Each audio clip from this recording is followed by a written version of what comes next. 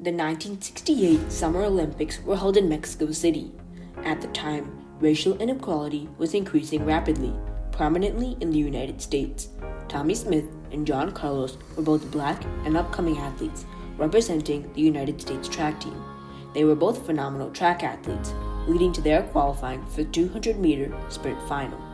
The athletes crossed the finish line with Carlos winning gold and Smith winning bronze. As the eyes of over 17 million people worldwide watched, the athletes approached the podium. Little did the world know their actions would change Olympic history forever. This is the story of the Black Power Salute, a protest of rights and responsibilities. The Black Power Salute occurred during the Star-Spangled Banner of the 200-meter sprint medal ceremony. During their salute, the athletes bowed their heads, raised their fists, wore black beads and scarves, an Olympic Project for Human Rights pin, and rather than shoes, wore black socks. Smith and Carlos had the right to perform the salute as per the rights protected by the First Amendment and Articles 19 and 20 of the UDHR. According to the First Amendment and the United States Constitution, the right to freedom of speech, religion, expression, petition, and assembly are protected. Articles 19 and 20 of the Universal Declaration of Human Rights, UDHR, state the right of freedom of speech, expression, and peaceful assembly. Their symbolic form of protest was an example of peaceful expression and speech because none were directly hurt or injured as a result of their actions. Smith and Carlos had the responsibility to perform the salute to represent Black Americans and honor Martin Luther King Jr. on the Olympic podium despite the consequences. In 1968, the civil rights movement was occurring in the United States and was a fight for the basic rights of Black Americans, such as being able to sit anywhere on the bus. An expansion of the Civil Rights Act of 1964 was signed by President Lyndon B. Johnson in 1968, called the Fair Housing Act. This act ensured fair housing rights to all and was passed because of the severity of the civil rights movement. Martin Luther King Jr. died on April 4, 1968, in Memphis, Tennessee. MLK was an influential activist in the civil rights movement and often wrote empowering letters and speeches to the Black community. The athletes had the responsibility to uplift the Black community after the death of such a prominent figure by their actions on the Olympic podium. Tommie Smith and John Carlos had the right and responsibility to address racial inequality in 1968 by performing the Black Power Salute. Their actions were protected by the First Amendment and Articles 19 and 20 of the UDHR.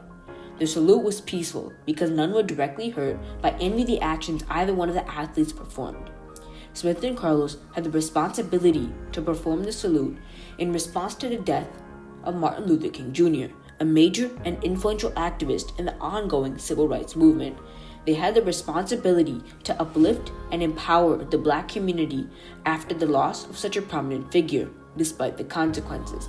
They had the responsibility to address racial inequality in 1968 through the use of their podium at the 1968 Olympics.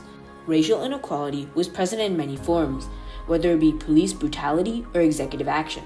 The severity of police brutality was shown by the Orange River Massacre, an event that injured over 30 peaceful Black protesters. Executive action was taken as shown by the passing of the Fair Housing Act of 1968, giving Smith and Carlos the responsibility to perform their salute. Smith and Carlos had the right to perform the Black Power Salute under the First Amendment of the United States Constitution and Articles 19 and 20 of the Universal Declaration of Human Rights. Their silent but powerful gesture was a peaceful form of expression that did not cause harm to any specific individual. These rights are guaranteed to U.S. citizens worldwide, giving them the right to perform the salute regardless of location.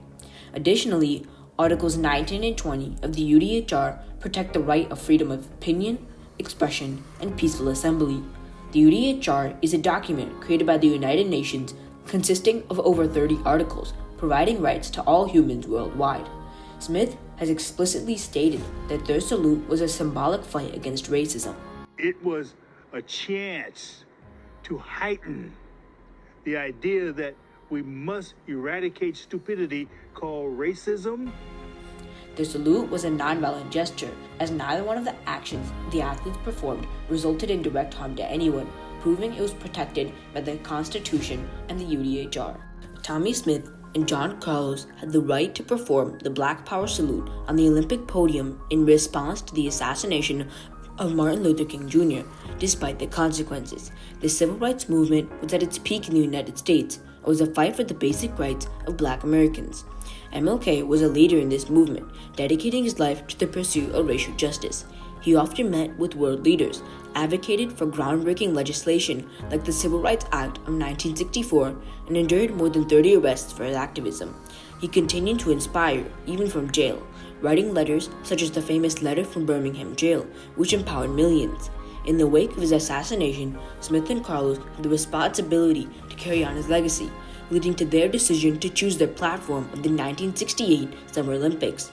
They raised their fists in solidarity with the Black community, despite the severe consequences. They were shunned by the International Olympic Committee, the media, and their own country. The Olympics was thought to be a place free of politics. However, at the 1938 Olympics, this claim was shown to be false. These Olympics were held in Berlin under Hitler's rule. A German wrestler by the name of Werner Seelenbinder refused to perform the Nazi salute after finishing fourth. He was arrested in 1942 and later beheaded for treason. At this moment, the IOC had broken their prior claim. With the removal of Smith and Carlos, this claim was repeatedly broken.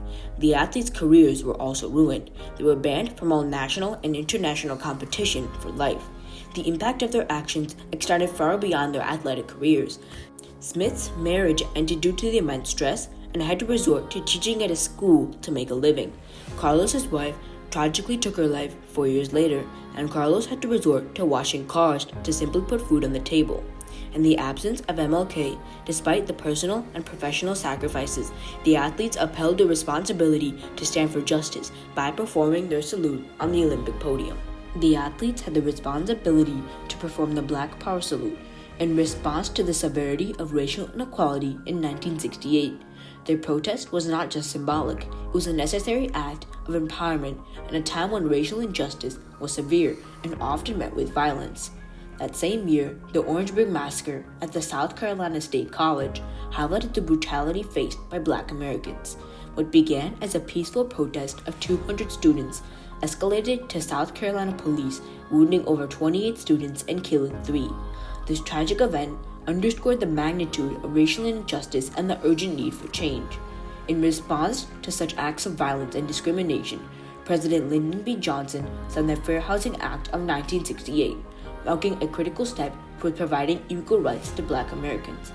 By raising their fists on the Olympic podium, Smith and Carlos fulfilled their responsibility to call attention to these injustices, using their platform to demand the rights their community had long been denied. At the 1968 Olympics in Mexico City, Smith and Carlos raised their fists on the Olympic podium as an act full of deeper meaning. The symbolic protest was protected by the First Amendment and Articles 19 and 20 of the UDHR. These documents protect the freedom of speech, expression, opinion, and peaceful assembly. Their salute was peaceful because none were directly hurt as a result of it, furthering their right under these documents. Racial inequality in the United States was severe at the time, with police brutality targeting Black Americans. When the athletes raised their fists on the podium, it was a stand against the racial inequality of 1968.